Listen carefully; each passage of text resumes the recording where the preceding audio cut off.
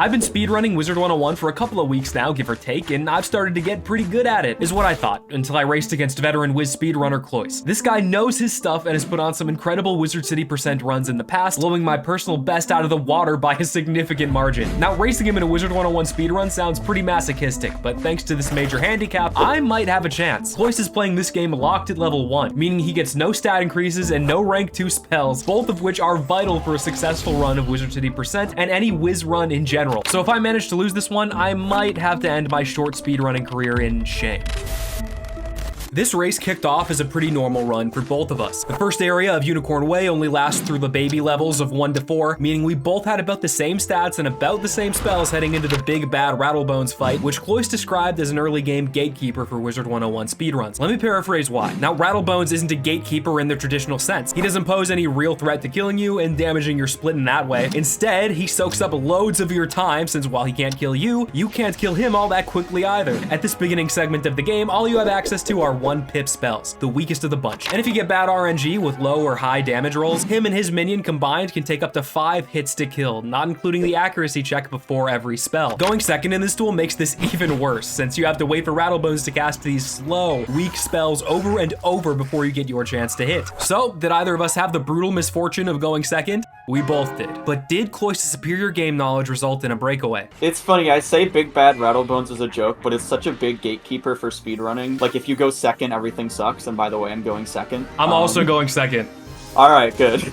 So it evens out. Okay, there might be a crisis, and the crisis is that I only have 2 Scarabs left for a full HP Rattlebone, so if I low end twice, it's just over. Alright, just don't get unlucky. It is just that easy, isn't it? That is the motto of Wizard101 speedrunning. You spoke that into existence because I did high end the first one, which is just great. There we go. Thanks to narrowly avoiding the Rattlebones crisis, I was able to keep my head above water and stay just slightly behind Cloyce heading into the Ravenwood section, where you get the opportunity to train your rank 2 spells for the run, effectively doubling your efficiency. Unless you're locked at level 1, like Cloyce, in which case the best spell you can train is Storm Snake. Well, it would have been Storm Snake if Cloyce hadn't made a run-defining blunder. He accidentally trained the much weaker Scarab spell instead, since I distracted him with banter, giving me a huge chance to make up some time throughout this entire run. You truly cannot get a better advantage handed to you on a silver platter if you're not a complete moron like me. See, in the second area of Cyclops Lane, there's a gigantic skip that can save you loads of time. The boss of the area and my biggest op, Achilles, can be skipped entirely if you just ignore him. That whole quest is bugged and it counts as finished no matter what. I didn't know this skip existed, but Cloyce did, and he wasn't afraid to tell me about it after my fight had already begun. I'm heading into Achilles' room right now. I will not be heading into Achilles' room ever. There's no reason to.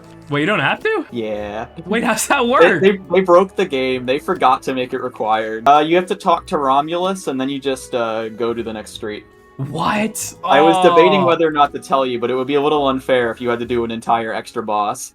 I'm surprised your chat hasn't told you that one. I think they probably have, but I'm just like, fucking yeah, right.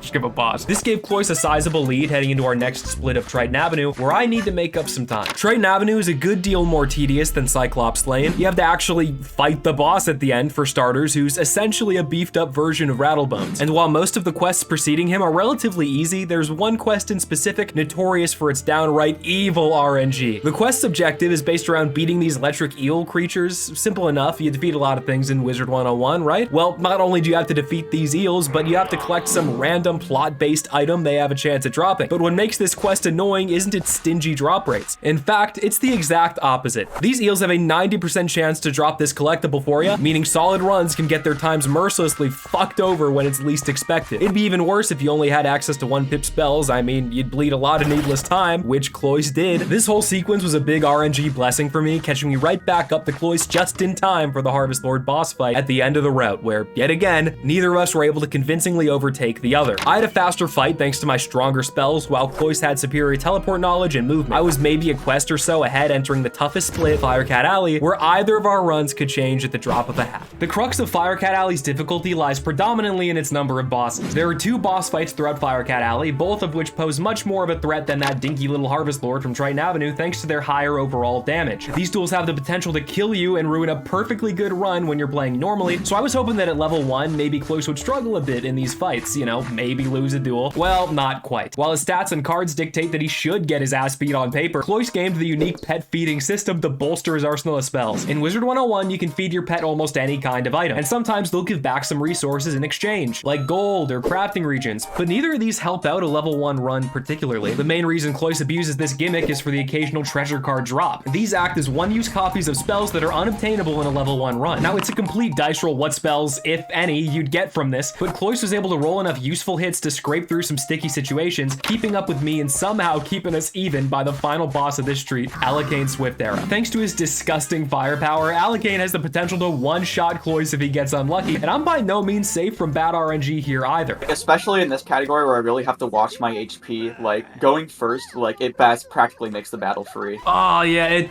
would totally make it free. If I can just not fizzle, I can totally save time here. Alicane's got 3 pips and my health is exactly 315. No way. He's holding the big cartoonish anvil and it's like taped above, like on the ceiling above your head. I'm so glad I have this fire shield TC now. My deck is fucked up too. I'm actually kind of struggling this a little bit. Oh, how many pips is this natural?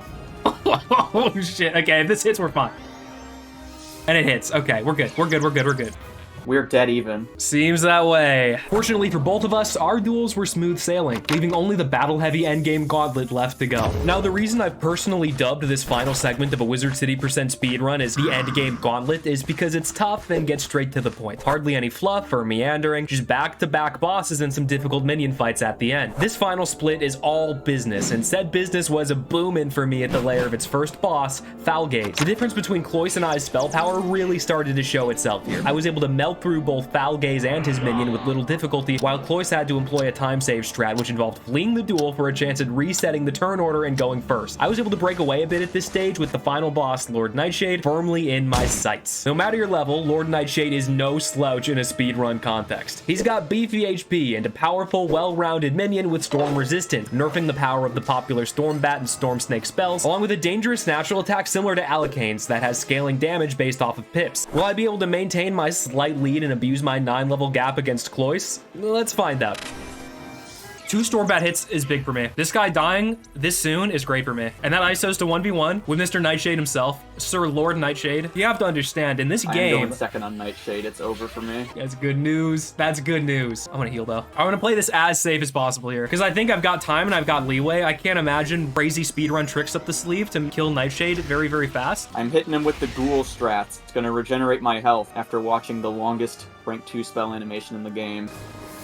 Fire Elf, I can handle a Fire Elf. He's definitely been using some high damage spells for sure, but at least Fire Elf's kind of quick. And with a Scorpion and then one more Scorpion and a pet cast should kill him, I think, guaranteed.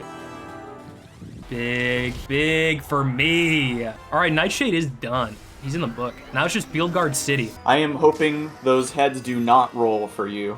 You gotta fight, you gotta fight like 5 of them for me to win. I think it's about time to wrap this up here. Head on over to the comments, and barring any buzzer beater freak accidents, we're done.